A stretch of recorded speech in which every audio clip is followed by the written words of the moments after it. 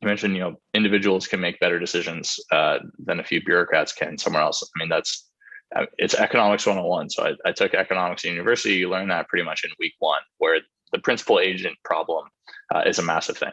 And so if anybody's listening and they don't know the principal agent problem, if you are the principal, and so you're making decisions, and then there's an agent somewhere else that says, actually, I'm going to make decisions for you.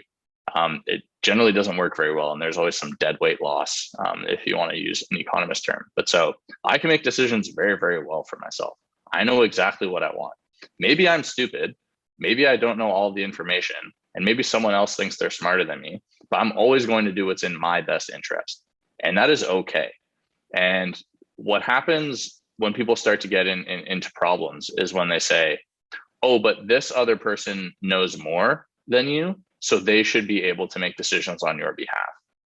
And if we could just centrally plan everything and make the optimal decision for every single person, things would go better. And that is true, right? Like if we could perfectly allocate all resources to everyone who needs them in the perfect mix, then yes, things would, quote, maybe be better and we could experience, better outcomes.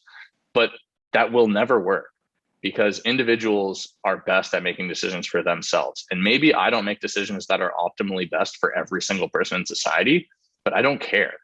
I can't be tasked with making that decision. And I don't want someone else to do that for me in thinking that they're doing the best thing for other people, because I always want to do what's best for myself.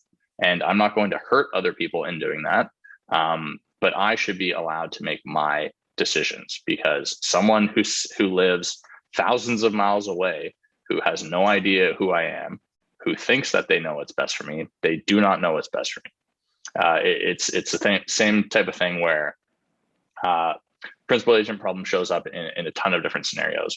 One can be where you hire a manager to go do something and your incentives aren't aligned. So I own a company and then I start paying a manager $80,000 a year to manage my business, but he has no equity in the business. He's only going to optimize decisions to make sure that he keeps getting rehired to make that $80,000. He's not going to necessarily do what's best for the underlying equity of the business.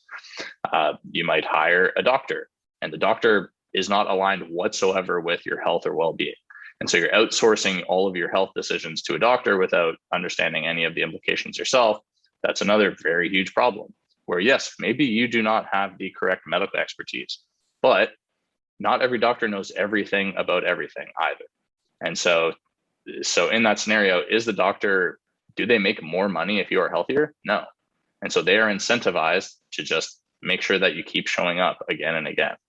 And so that's not to say doctors are evil and that they're going to hope that you're sick, but the principal agent problem is a real thing. And it shows itself every single place in the world where the person making the decisions does not suffer the outcomes. And people need to get a better handle on what happens when you allow others to make decisions for you and you do not make decisions that are in the best interest for yourself. Rant over, I guess. People equate this rugged individualism with selfishness, but you're expressing earlier how you're so happy that since Bitcoin was being adopted generally, you were no longer going to be the black sheep of your friends. So we all feel these pressures to fit in with society and to not be alone and to be in groups. So oftentimes the decisions which are best for us are actually good for those around us, because we don't want to die alone, essentially. I think that's naturally governed. So rugged individualism would be naturally governed by the rules of being a social animal or a social, social humans. And then when it comes to doctors making decisions, there's a lot of science actually, which says that you can pressure people to do horrible things, to commit atrocities. Yep. There's the Milgram experiment, where essentially a doctor in a white lab coat was able to get the subjects to kill somebody effectively, to keep on administering shocks.